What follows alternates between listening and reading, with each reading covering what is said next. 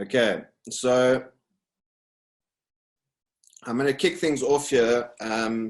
This webinar is about how I got into guiding and photography. So obviously they both lead into one another.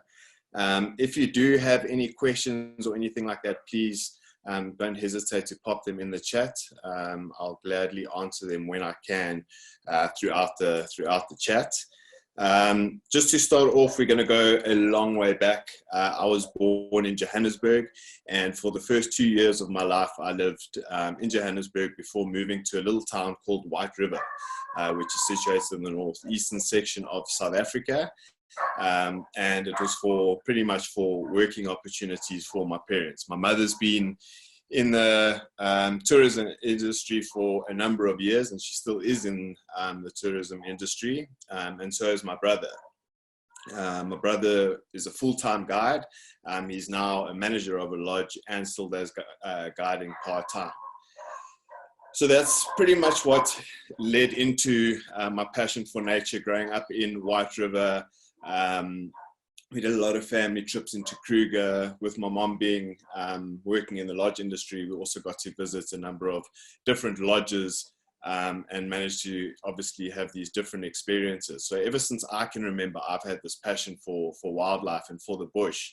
And that leads me into job shadowing. So during our time at school in grade 11, we obviously get an opportunity to go out for whether it be a few days or a week and do some job shadowing. So that gives us the chance to, if we've got any idea of what we want to do, gives us a chance to go into that industry and see if it's something that we want to do.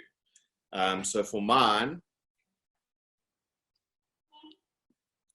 job shadowing, I went to my brother. He worked at a lodge called Motswari in the Timbabati. And I was there for a week. And so what the whole purpose of it was obviously to see what a guide goes through. Ever since I can remember, I never wanted to be a fireman or a policeman or anything like that. I always wanted to be a full-time guide. And this was a great opportunity for me to now go and experience and see exactly what a full-time guide entails. So from doing a bit of bush work during the day, to going on game drives, to going and making sure that you got drinks orders for your guests and all of that kind of stuff, and picking up new guests and saying goodbye to guests. And a week gave me this whole experience. But there's one experience in particular that really stood out to me, and it's only been lately that I've really thought about it more. I think just because it happened so long ago that it kind of slipped my mind, but it actually played a huge part in becoming the guide that I am today, and the guide that I was while I was a full-time guide. Excuse me, sorry. So what actually happened, so I will share a couple of stories obviously along the way here, but what actually happened was it was probably mid to end of the week, and I was sitting in the vehicle with my brother the whole time. So obviously hearing how he interacted with the guests and how he shared knowledge about whatever it was that we saw. And on this particular day, it was these guests, it was their last morning drive. And my brother had pretty much ticked off all the boxes in terms of lions, leopards, elephants, all of that kind of stuff. And they really, really wanted to see rhinos. So our mission for that morning was to go and see if we can find any sign of a rhino. So checking fresh rhino middens, if there was any fresh droppings or anything in the middens, or perhaps maybe find some tracks and things. And it wasn't long into drive that we came across a fresh set of tracks for rhino. So what happened was the tracker got off the vehicle. My brother got off the vehicle with his rifle, and he said to me, "Trev, do you want to join us?" And I was obviously kitted out in my full safari gear, thought that this is going to be an amazing experience, get off the vehicle and follow my brother and try and track and find these rhinos. And off we went. So tracker in front, then my brother, myself at the back, and we were walking through the bush, following these tracks. And for me, I had absolutely no clue. I didn't know it could have been a hippo track, for all I know, an elephant track. I had absolutely no idea. So this whole world and everything that I was now in was something that was completely new and completely different for me. But I had such a thrilling feeling inside just being out in nature. And we were following these tracks, and we started to approach like a little rocky outcrop. I say little, it was fairly large. And the tracks went off one side, and the bush was fairly dense. And so the tracker continued walking on the tracks, and my brother said to him, you know, him and I are going to go to the rocky outcrop, and we're going to see if we can stand on top and get a better view. There were a couple of mud wallows and things apparently up further ahead that maybe the rhinos had gone to and were resting. It was still relatively early in the morning, so maybe they were resting close while they were sleeping. And from the top of the rocky outcrop, we'd be able to see them a bit better. So off the tracker went, he had the radio, and my brother and I started making our way up this rocky outcrop. And obviously still now I'm feeling this different feeling.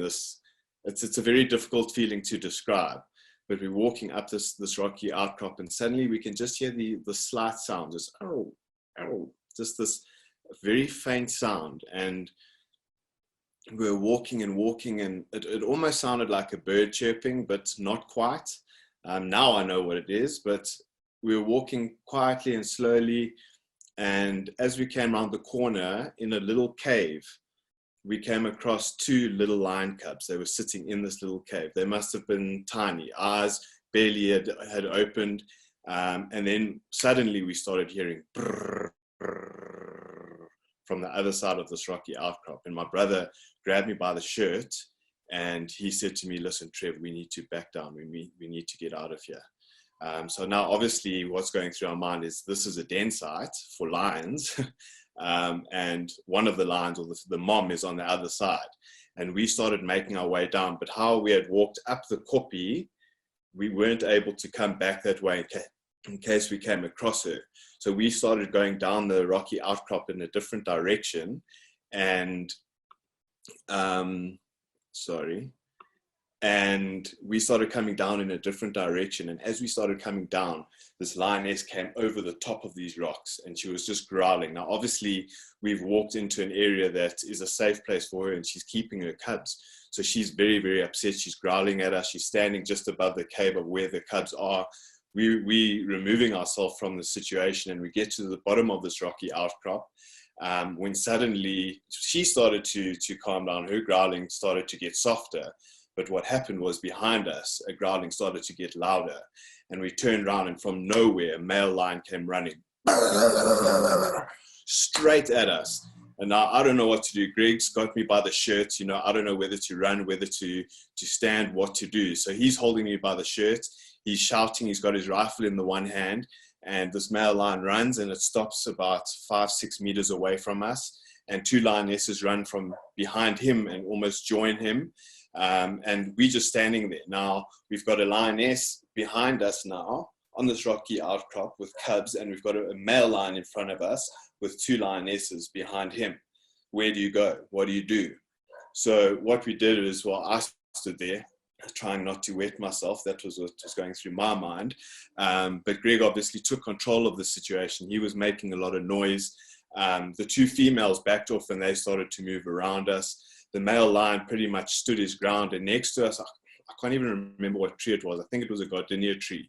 But my brother said to me, let's go to the tree and walk slowly and just climb up in the tree. Now, during this whole process, his tracker had obviously heard what was going on, and he circled around, and he was going back to get to the car. So my brother and I climbed up this tree to get away from the lion, and now we're sitting on the top of the branches, and this male lion's now obviously super inquisitive. He's super protective. He's got his female on the koppie. She's got cubs, and he wants to protect his pride. He wants to protect his future offspring. So he comes, and he was sniffing around the bottom of the tree, and I still remember sitting up in the tree looking down at him, and he had the biggest, widest eyes staring at us, and it's a face that I will never, ever, ever forget. And we actually started breaking branches, and we were throwing these branches down at him, trying to get him to leave us alone. And what eventually happened was the tracker went, and he got the car. He drove in. He came, and he chased the male lion away from the tree. And my brother and I were then able to climb down the tree and get back into the vehicle. So this was a first experience of tracking, and it just shows you how unpredictable the bush was or is. And, you know, like, I take my hat off to Greg for handling the situation the way that he did, because it's not an easy situation to be in. And I think, you know, what stood out for me, you know, we obviously chatted about it afterwards, and what really stood out to me was the way that he handled it. Obviously, in a situation like that, it can go one of 100 different ways. But he obviously also had belief in himself to be able to handle the situation, which is very, very important. Now, the funny thing to the story is that obviously myself and Greg are now a bit jittery and our adrenaline's pumping. So we said to the guests, you know, he said to the guests, let's go and park in a clearing not too far from here. We'll stop, we'll have some coffee, and we'll carry on. I think his track at the time was Morris. Morris will carry on with the rhino tracks and see if he can find them. So we went and we parked in this clearing, and we were having our coffee, and we were talking about what a crazy morning it had been already, when actually in front of us, maybe I must say 30, 40 meters, 2 rhinos walked out of the bush in front of us, across the clearing, while we were enjoying our coffee. And pretty much the perfect way to end a last day, apart from the whole incident, obviously, pretty much an incredible way for the safari to end for these guests. So yeah, that was a big defining moment in my guiding career, or deciding whether to become a guide, not necessarily to get into these close encounters and to have these near-death experiences. But I think what really just stood out to me was, if I was going to do this, I needed to do it in the manner that my brother did. I needed to really take it seriously, really understand the bush, try and learn as much as I possibly could, and just try and be the best guide that I could be, and get myself into a position where I was confident enough to be able to handle any situation that came my way. So yeah, that was an exciting time. I then, after school, went and started my guide training. Now I'm going to be sharing some embarrassing photos of myself, but you'll see them now.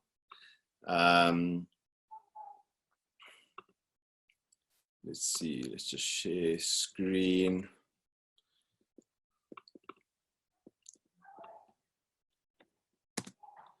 Okay, first up, wonderful photo of me.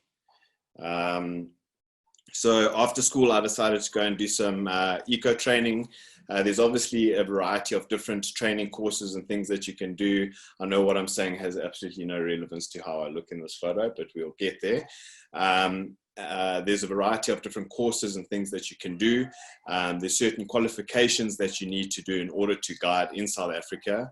The first one is FGASA, which is Field Guides Association of Southern Africa. And there's a variety of different levels that you get. And this course was actually for my level 1. So at the time, I'll show you towards the end, there's 2 group shots of people that I met along the way. But at the time, and I know I'm going to be rambling off here, but everywhere I go, and even to this day, I think of myself as such a kind-hearted, gentle person, and I somehow end up always being the one that gets picked on, as you can see here. So this was in Salati Game Reserve, a little bit further north of Hoedspruit. It's where I did my level 1. And there's another one. See, I always get abuse wherever I go. But we were with a great group of people, and during this course, it was a 28-day course in which we studied everything from astronomy to grasses, trees, animal behavior, all of that kind of stuff. And how it worked is, and how most of these practical training programs work, is that you'll go out in the morning for either a walk or a drive. During the day, you'll do lectures. In the afternoon, you'll go for another walk and a drive. See, such a cool cat back in the day. There's another one doing some bush clearing. So what this course did for me was, it obviously just gives you the basic fundamentals in guiding. It doesn't mean that you should stop there. You should continue to grow and obviously push yourself and do a variety of different courses. You know, as I mentioned, there is a variety of different courses to do, you know, whether you do it for a 28-day course, and it's becoming something that a lot of people from overseas will come and do for 28 days just to get a bit of bush experience and to get a bit of knowledge about the bush. But you can do anything from 1 month in the bush to 3 years, just depending on you as an individual, the time that you have, and what you look for in training. So for me personally, when it comes to training, I'm much more of a practical person. So I enjoyed being out in the bush and looking at a tree and learning about a tree, as opposed to sitting behind a desk and learning about a tree and then going into the bush and not understanding a thing of what was going on. So this was just learning spitting dung. A lot of you that have gone on safari, and that definitely isn't a good look for me. Bald, I'll never go bald again. But this is now learning a game to play with guests, that you can spit dung and so on.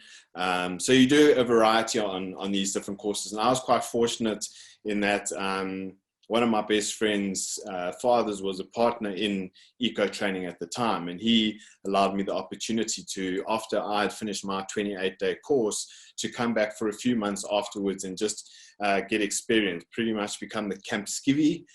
So I would help with moving tents, help with cooking, all of that, but it also allowed me to sit in on lectures and then obviously go out into the field as much as possible with the new students.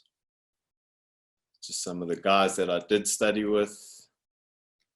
And from here, I then went to the Western Cape. I went to Cape Town. I actually went for a 10-day holiday, and I ended up staying there for about 3.5 years. So I pretty much sold everything that I had, including my car, and started a new life down in the Western Cape. I was approached by a company called Infoduren. They're not very well known. They sit close to Ceres, so super cold place. Sutherland, I think, is one of the coldest places in South Africa. And they have it's almost like a glorified zoo. So it's a small reserve where they've got a number of different animals, but what their main project is rehabilitating cheetahs, and they would take them back into areas of Namibia where the numbers were starting to struggle, and also just for genetic diversity. So when I started there, I started guiding, but my main purpose there was I was the main caretaker for these cheetahs. So it gave me a very different experience, but one that I absolutely loved. I'll show you now. One that I absolutely loved because I got to do this. So it was very, very busy days for me. You know, very different to full-on guiding. This is completely different. These two cats looked after 24/7 in between drives. You know, it was like having children. I had to wake up every 2 hours to feed them bottles. But it was an incredible experience just to get to spend time with these cats and really get to know them as individuals. And I think an opportunity that not many people get to have. You know, my whole thinking behind going to the Cape was, you know, the Lowveld in the northeastern section of South Africa, it's so densely populated with guides and very good guides. So to establish yourself in a reserve is quite difficult because a lot of the reserves ask for a certain standard of qualification and a certain number of guiding experience, of which I had neither. So after having applied to quite a few places and come up with nothing, that's where the holiday came into it, where I went down to the Cape. My mother lived in the Cape at the time, so I went to visit her, and it's just an opportunity that presented itself. And yeah, I don't regret a minute of it. I mean, I got to spend so much time with these cats, it's ridiculous. Just being able to take them out for morning walks, feed them, sleep in the same room as them, not maybe when they get this big, but yeah, just an incredible experience as a whole, and one that I'm really, really fortunate to have had. Okay, then from there, I then moved towards Mossel Bay. I got offered another job opportunity at a place called Gondwana. And now Gondwana, when it is fairly well known now, but when I started there, it was only about 4 years old. And the whole purpose why I started there was to obviously full-time guide, but also they're a new reserve. They were establishing themselves, and they were also introducing animals into the area. So one of my biggest projects there was reintroducing cheetahs. So having spent so much time with those cheetahs in the time that I was at Infadurin, I was able to help out at Gondwana in terms of what the cheetahs needed in order to survive and thrive in the area. And guiding there was also, it was challenging. You know, I had done my level 1 in my studies, and my studies all in the Lowveld, so completely different vegetation, whereas the Western Cape is all fynbos and it is extremely diverse. So I had to pretty much start from scratch. We had a man by the name of Johan Fourie who came in, and he gave us a course for our level 2. It was pretty much just a full-on 3-day action-packed course on doing our level 2. So all the guides then became qualified in level 2, and we did our practical assessment there, which was great. I mean, I loved it because now I have qualifications in 2 different biomes. I must say, having grown up in the Lowveld and then working in the Western Cape, it's very different seeing a lion walk through an open grass plain and a lion walking through a whole bunch of pretty flowers. But it was a great guiding experience. I loved my time down there. I'll share some photos with you now. Where was I? Here. So this is just me, a lot younger version. Hair is actually probably the same length these days. But just to give you an idea of the area, wow, my hair really was out of control back then. But you see, completely different. I don't know if anyone's been on safari that's watching this down in the Western Cape, or been on safari in general. It's very, very different looking to this. You know, it had its nice open plains. What I did really enjoy about this reserve is there's also endemic species to different reserves. One of them that stood out for me here was caracal. Caracal thrive in the fynbos. And we were fortunate enough to get plenty of different sightings of caracals. Here, what I really enjoyed about working at Gondwana was I got to start my guiding in an area that wasn't only based on the Big Five. And why I say that is it's got nothing to do about going to the Sabi Sands and wanting to see the Big Five. I think I mean it from a guiding point of view, in that you don't often always get to focus on the small things.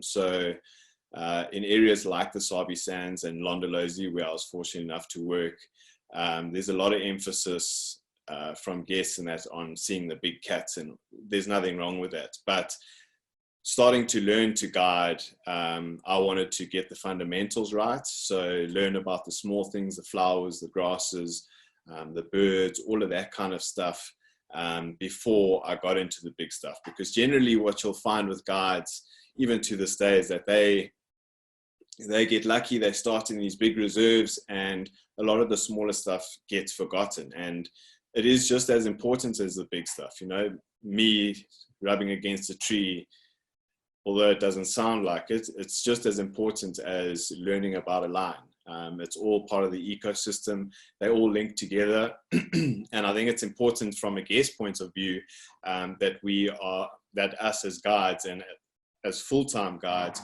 are able to educate guests from start to finish, from different types of grasses up into the big cats and elephants and the Big Five and so forth. Obviously guest dependent in what they want to see, but I think having that basic knowledge obviously gives you a good foundation, and it also gives you a lot of confidence going forward. It was also where I started my photography career. So when I first started at Gondwana, obviously, when you are a full-time guide and you are going out into the field every single day, you obviously get to witness and experience things that don't happen very often, or very rare, are very rarely seen.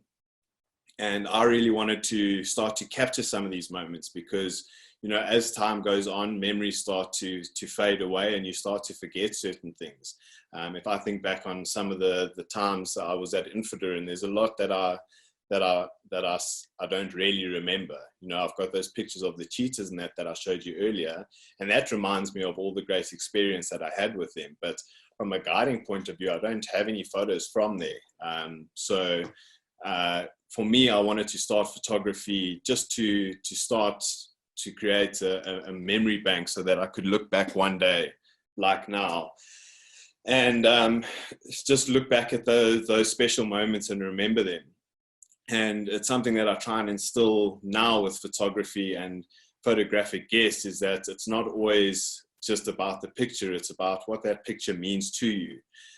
So working at Gondwana, I started to take photographs. I just bought a small point and shoot at first.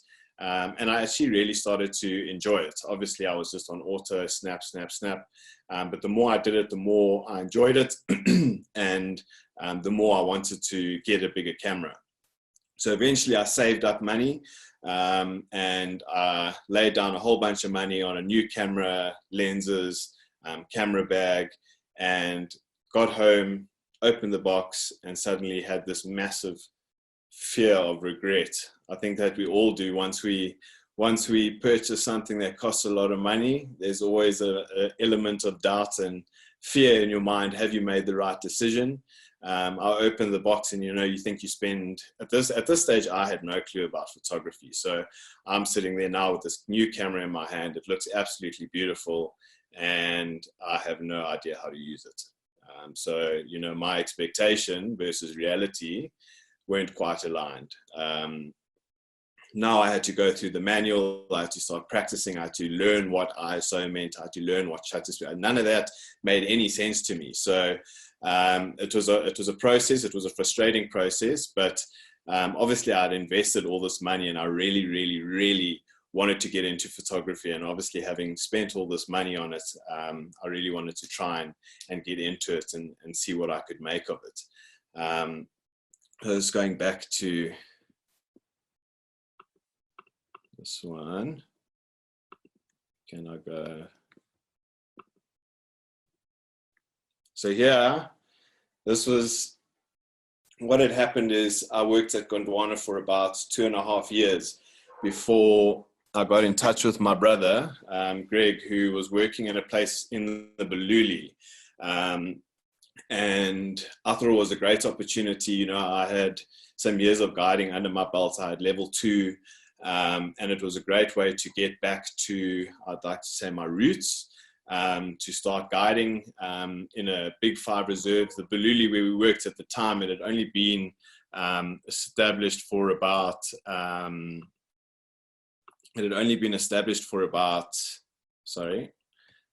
10 years at the time, or the fences had only been down for about 10 years at the time. And my brother and I get along very, very well. So this actually wasn't taken on the reserve. It was taken at another place called Maduma Boma. But obviously, camera in hand. Greg's also a great photographer. So spending more time with him, I was able to start to learn a bit more about my gear and how to use it. There is one particular story that I want to share with you. Now, obviously, us Wild Eye guides, we've all been full-time guides before, and obviously we all really, really love our photography. And now this is me being completely open and honest with you all here. What happened is, when I first started at this place called Izolwini, I was going out on drives to learn the roads with my brother. And I had camera in hand and thought it's a great opportunity. I'm not driving, so I'm not really having to focus on the guests. I'm there to take photographs and learn the roads. And we were following we were following this herd of, I think it was bull elephants, of 5 or 6 bull elephants. And we were driving, and it was just coming out of winter. So there was still a lot of dust around, and my brother was driving off-road. We're following these elephants, and he's chatting to the guests. And what I did is I had my lenses, and I took my lens off, and I looked in, and all this dust blew into my camera. Okay. And what I did is then I stuffed around, and I took my shirt and I tried to clean it. And instead of cleaning it, I just rubbed the dust all over my sensor, causing multiple scratches. Obviously, my brother saw this and couldn't believe his eyes. And I put my lens back on, taking photos. It was just like a hailstorm. There were scratches that looked like shooting stars through my screen in broad daylight. It was an absolute nightmare. It was terrible. And that's a mistake that I will never, ever make again. And it's also one that I remind guests of constantly when we're out on safari. You know, you're changing gear. Always make them aware of when's a good time to change your lenses. Obviously, don't face your sensor and your camera up to the sky, because particles that we can't even see fall on them. Rather face it down, put the lens on, and carry on going. So very valuable lesson there, very expensive lesson learned by myself, but obviously that is life. That is how we go forward. That's how we learn our lessons. It's not always the easy way. Getting back to the images. So that's me there. This next one, that's me. Taken by my brother again. So I really actually enjoyed this part of my guiding, and a number of reasons. Okay, this picture isn't really of me in the field. Well, it is, but what I loved about guiding here in the Bululi is, to me, it felt like guiding 40, 50 years ago. It was, in terms of lodges, there are some beautiful lodges there, but, you know, and don't get me wrong, the lodge has changed a lot since Greg and I guided there. But, you know, we drove a Land Rover that was from the 90s, and it sounded like a tractor. But it felt like what guiding was like 40, 50 years ago. Very difficult to describe. But there you see, once again, camera in hand. The way that we got guests there is that the lodge that we worked for actually had 2 different lodges. And they ran like charity auctions in the States, where people would buy packages to come on safari for 5 nights, and they would spend 2 nights at one of our lodges and 3 nights at the other, and then we would obviously guide them. So my brother and I were guides out of the same lodge. And sometimes when we didn't have guests, we would go out and we would take photographs together, and obviously learn from each other all about photography. Okay, a little bit of fun. So guiding, I absolutely loved my guiding days. Here, Greg and I got caught on a camera trap in the Bululi. Well, not caught, we saw it was there. I'm trying to be smart asses. But guiding to me, well, I think always, even though I love what I do to this day, I absolutely love it. I've had some incredible times as a full-time guide, and memories that I will carry for the rest of my life. It's, you know, you're spending a lot of time with people who are just as passionate as you are about nature. There's just some time with guests, and then we get to that part. So yeah, so guiding, just spending time with guests, obviously being a lot younger in age, mucking about here and there. But it really was a great period of my life. I don't take any of it back. I would do it all over in a heartbeat. But like I said, I do really enjoy what I'm doing now. It led me to what I'm doing now. So from a photographic point of view, it started from Gondwana and pretty much progressed as I moved forward to Ezulwini, and my brother. And having my brother have such a passion about photography, we were able to bounce off each other and to learn a bit more about one another and about one another's photography. Where my photography really took off was when I moved to Londolozi, and it's quite crazy because I was looking to move to a new lodge, or to move, because what you find with a lot of guides is a lot of guides tend to start to stagnate. in certain lodges. So you might find that they just stay there for 10, 15, 20 years. Whereas I wanted to, when I started guiding, I always wanted to work in a lodge for a year or two, get to know the area, and then potentially move on and try a different area. And the purpose of that was, like I said, not to stagnate, to continue learning, to continue to work in different lodges, to get ideas of how different lodges operate, to see different properties. So I wanted to move, but I wasn't quite sure where I wanted to move to. I always wanted, it was a dream of mine always to work in the Sabi Sands. I'd heard and learned so much about it that it was one place that I really, really, really, really wanted to work. And I randomly phoned up the head ranger of Londolozi at the time, and I just asked if they were looking for any guides. Now Londolozi runs a selection course generally once a year. And she said to me, yeah, in a month's time, they're actually running their next course. So I can send through my CV, she'll have a look at it, and she'll get back to me within a day or two. And it didn't even take that long. She phoned me back the next day, and she said, could I come in for an interview and take it from there? So I went in for an interview. She cleared me for the course, and that's when this all started. So these are the guys that I did the course with. There was 11 of us that started the course. It's a selection course. I'm not going to give away too much detail of what the course entails. It is extremely intense. This was after the first 7 days of it. I'm not going to tell you what happened during those 7 days. Clearly you can see that we almost went to war just by the way that we look. But yeah, 11 of us started selection course. And 6 of us ended up staying to work at Londo. So you'll find a lot of different lodges in the area have a similar training program, and it's about, they all have their different reasons. But Londolozi's reason was you can always give someone knowledge, but you can't change someone's personality, which is fair enough. I understand that. You can't do it the other way around. So especially in a lodge like that, which holds so many people, you don't want continuous clashing of personalities, but you also want people with personalities that are going to fit the mold of your company. So these are the guys that qualified. I think there may be one missing.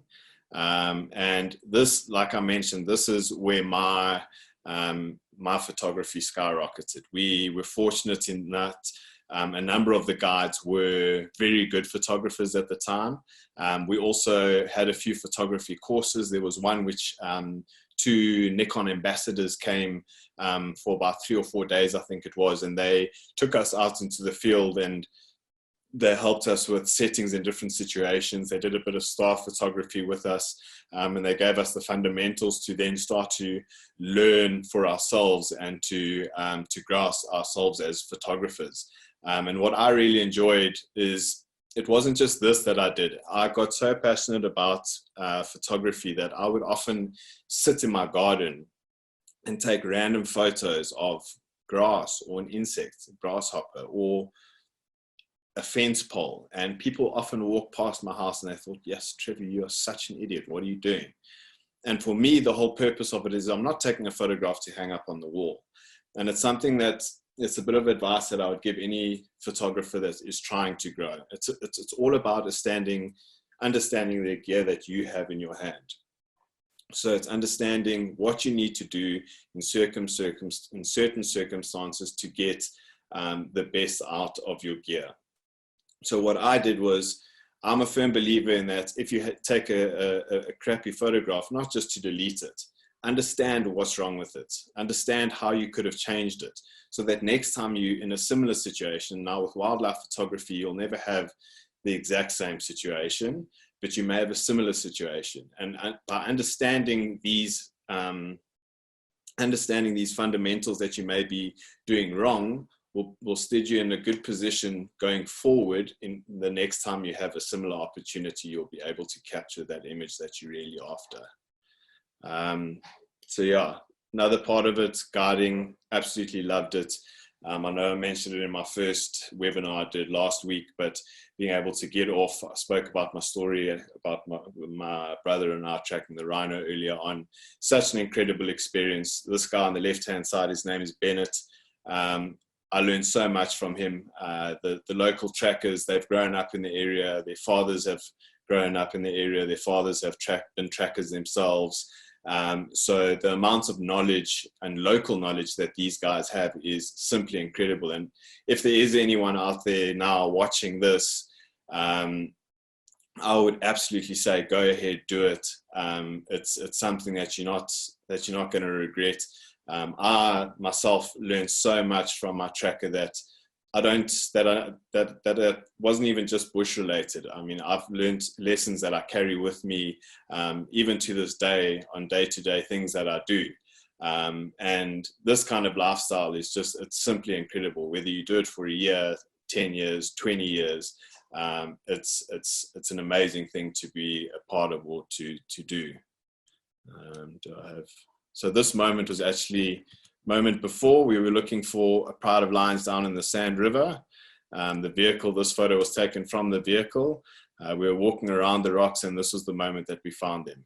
We turned the corner, and just to the right-hand side was where the lions were all lying. Unfortunately, though, we couldn't get a vehicle down there, so we couldn't get a good view for our guests, but we did manage the next morning to find the same set of lions for them.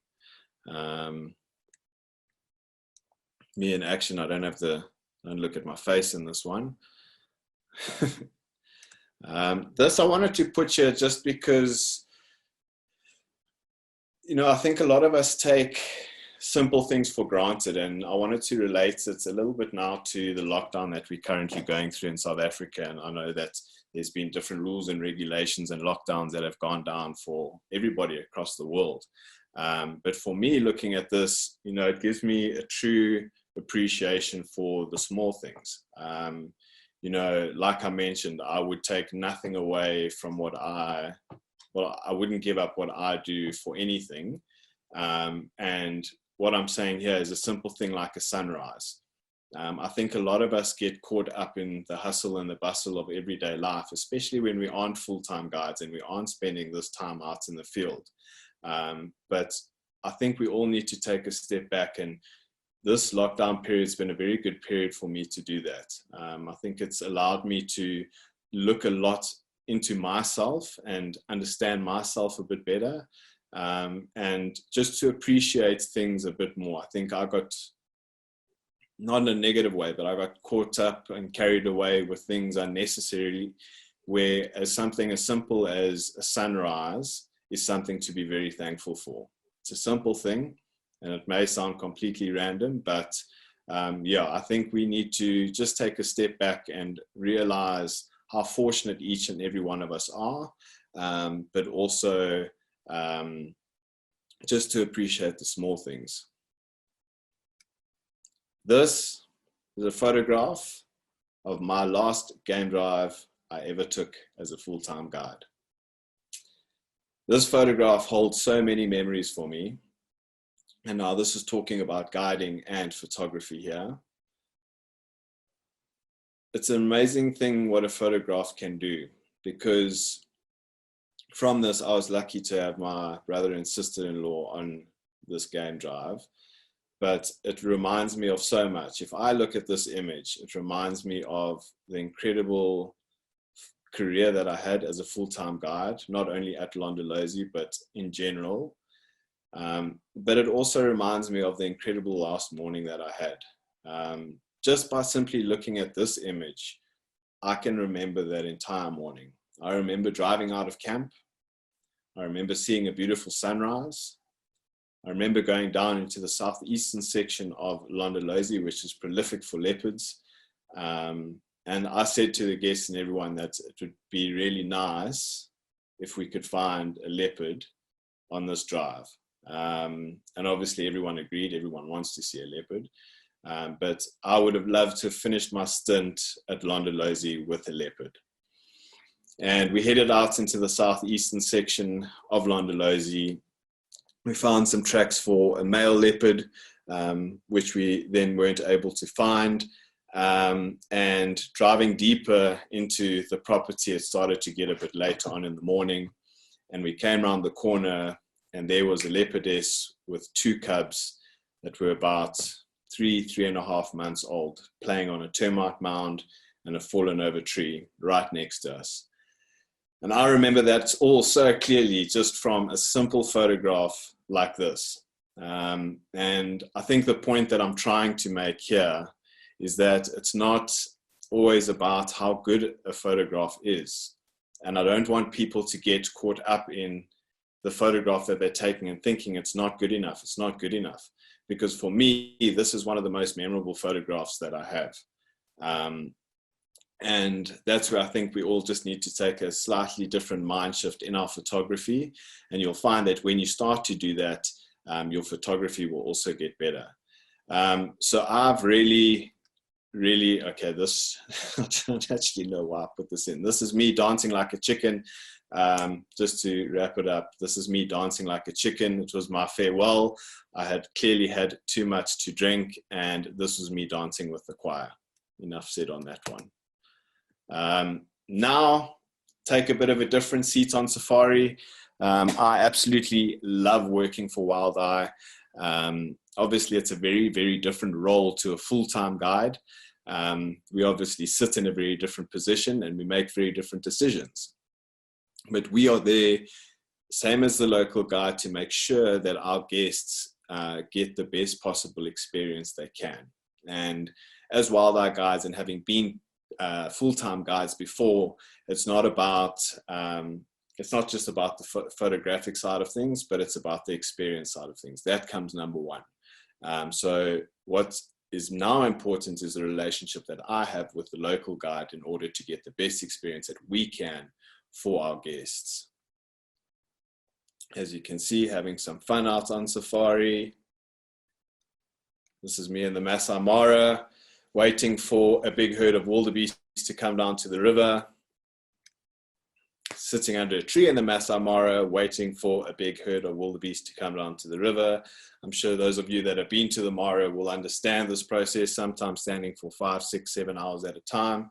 But it also gives you a good opportunity to chat about previous sightings that you've had, catch up with each other, and also learn from the local guides. They've got some incredible stories, and it's always good just to sit back, take a seat, and also to absorb what's around you. I mean, here, sitting in lockdown, I would give anything to be in that position right now, to be able to have a 360-degree view of the open plains of the Masai Mara.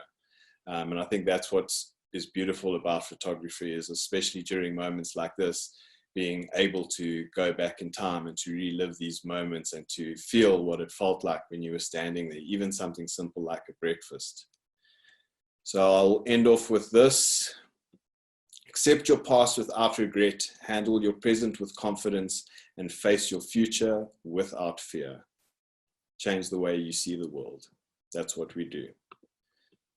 So, that said, I hope that you all enjoyed it. If you do have any questions, please let me know. I see there are a few here that I will run through. Let's see, let's start with Charlotte Nicholson. Do a lot of places allow for job shadowing? Yes, they do. It depends on who you ask and who you know, but you know, a lot of lodges do take on youngsters to help job shadowing. Obviously, it's all about continuing the industry and continuing the lodges and all of that kind of thing. And it's a way to obviously get youngsters like myself back in the day when I job shadowed, give them a chance to get an experience of what it could be like as a guide or as a chef or whatever it may be. So I was just very fortunate that my brother was based at a lodge, and it was quite an easy way in. But you know, a lot of lodges have no problems with having you come in if it's for 3 days or a week. Charlotte, are those encounters inevitable if you are a guide? Yes and no. You will always have encounters. If you're in the bush, it's law of averages, walking in the bush. But obviously through training, you do, and obviously confidence and training go hand in hand. So I also had many different other encounters after this, one that I had with my brother, but it's how you handle them. And it's about being smart. So it's about understanding the bush. You've also got to realize that with wildlife isn't there to kill us. They're not, as soon as they see us, they don't want to kill us. It's like humans. They're always going to give you a warning sign. Like, for example, you think back to that story that I told you. That lioness growled at us. She didn't come straight for us. She growled at us. She told us that she was there, that we were too close and we needed to back away. And same with the male lion growling at us. Okay, it was a bit more difficult to get him to leave us alone. But they're never going to outright attack you. There's always going to be a warning sign. With an elephant, it's going to stick its tail out to the side, or it might raise its head a bit. And as guides, you learn, this is what you learn. And this is what gets imprinted in your mind. And you do it, you learn it over and over and over again. And that's what puts you in a good position when you're out in the field to be able to handle yourself and to handle the situation. And I believe that as a good guide, yes, you will always have that one incident that is out of your control that you've got to manage, like I explained earlier. But if you're a good guide and you're a smart guide, you'll never really get yourself into a situation where you need a rifle, because then you really have done something wrong. You didn't listen to something, or you were walking through very dense vegetation where you can't see 2 meters in front of you, and that's when things go wrong. Let's see what else there is here. Sorry for all the questions. It's perfectly fine.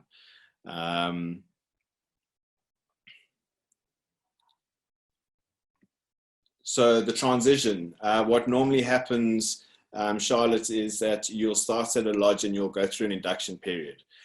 Because with guiding, obviously, I'm passionate about wildlife, but that doesn't make me a good guide. What makes me a good guide is being able to deal with people. So people skills, that's very, very important. So what you find with a lot of lodges is that you go through an interview process, which will give you some idea of an individual's personality and how they handle themselves. And then you'll go through an induction at a lodge. This is where you'll shadow a guide. Even though you've qualified and you are guiding, you'll shadow a guide just to get comfortable, which means that you'll also be able to share your bits of knowledge here and there, and you'll also be able to have that interaction with guests. Along with that, you'll shadow the different sections of the lodges, from being a waiter to working in the kitchen, so getting to know all the staff members. And what this actually does subconsciously is build a lot of confidence. Obviously, moving into a new lodge, it can be very intimidating, but it's all part of the process. Do you think starting younger puts you at a disadvantage or an advantage? Neither. I think it's never too late to become a guide. It just depends on where you are in your life. For me, these are just a couple of stories and just a quick basic story of my journey as a guide. Every guide's journey is different, and it all depends on how passionate you are about it. But the two things that I can't stress enough is, if you want to guide, you need to be passionate about wildlife, and you have to have people skills. Those two go hand in hand. What I absolutely loved about full-time guiding and what I do now is the interaction that I have with people. Being able to meet new people from across the world, understand different cultures, and share my passion of wildlife with them.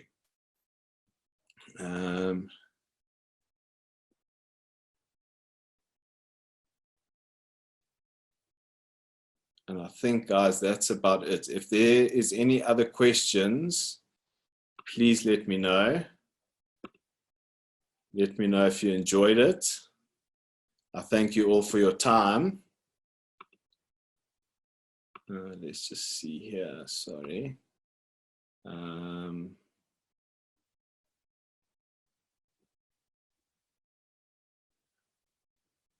Yeah, cool. Well, I hope that you guys all really, really enjoyed it. I really enjoyed chatting with all of you. I've got another webinar coming on later this week, which is what I do and some of the superstitions of what I do before I travel. So that's also going to be a good one. But I just wanted to say thank you to all of you for joining me this evening. I hope you got to know me a little bit better, and I hope that you enjoyed hearing my story. If you do want to get in touch more, or you want to chat more, please feel free to get in touch. My email is trevor@wild-i.co.za. I'll gladly answer any mail that you have, or get in touch on FaceTime or Skype, and we can chat more about things. But for now, I'm going to say goodbye. Hope that you all enjoyed it, and I'll catch you all soon.